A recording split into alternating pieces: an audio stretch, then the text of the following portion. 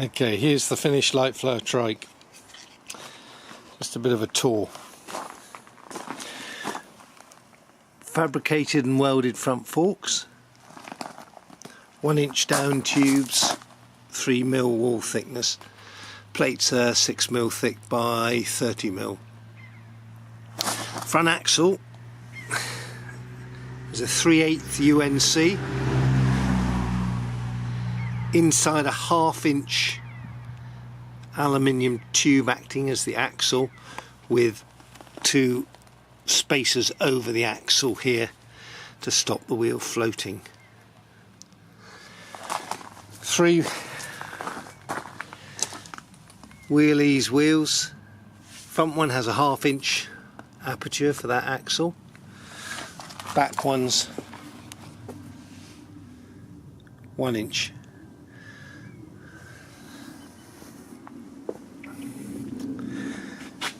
Rear axles are 1-inch GRP solid rod. And they work perfectly with the, sorry, they're not 1-inch, they're 25mm rod. They work perfectly with the 1-inch internal bearing diameter on the wheels. They also work to slide perfectly inside the 1 1/4-inch tube, which has an internal diameter of 1 inch. So there's a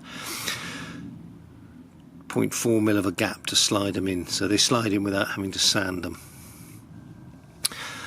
The retainers on the wheels here have come from Taro. They're used on drone booms.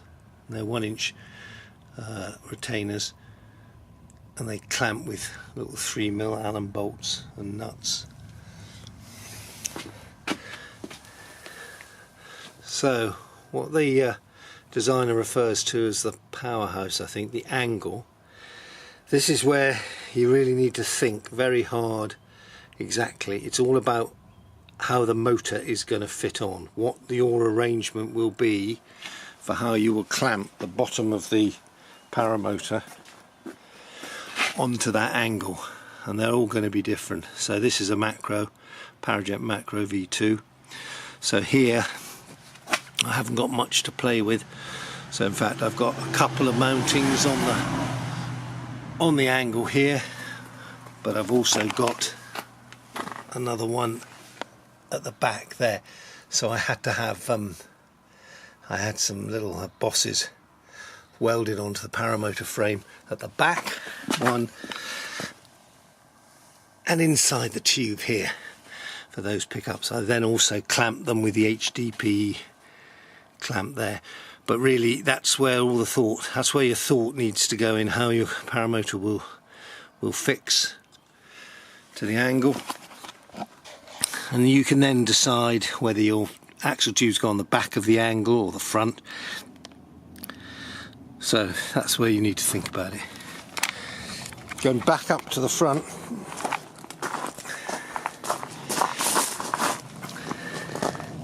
there's another tube driven inside here, then a 1/2-inch rod through here, which this turns on. This is an HDP block. This cuts really easily with hole cutters. So that's a 3/8 UNC threaded rod through a 1/2-inch tube. Fits perfectly. Internal diameter is about 9.5mm. Seat, I tried something first off and wasn't strong enough, so then again I had that welded HDP clamping block, and then 6mm plate, just with a bit of hard foam on the top, really not so much for comfort as really just so that the seat has something, doesn't rest against any of the sharp edges.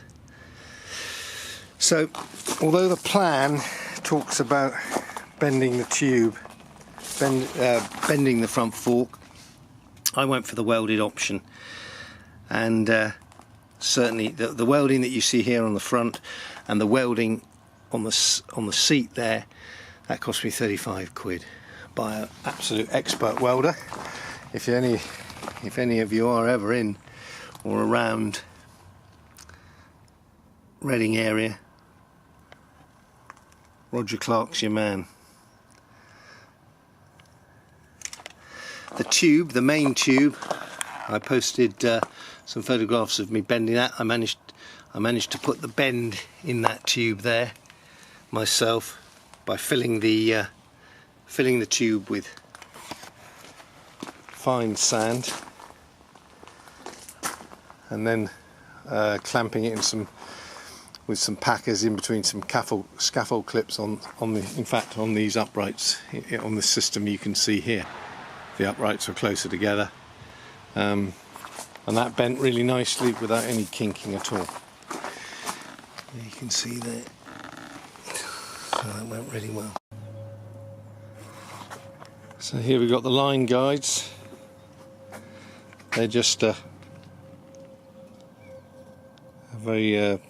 big cable tie taped on here at about the mid-height of the cage. I was warned about making sure that this cut end didn't become a snag if ever a line should drop out and try to ride back up again. So what I did there actually is I melted the end of the cable tie before I put it on, melted it and smoothed it to a point, so there's really no snagging can happen there at all. So no more excuses now, I just need to go and fly it.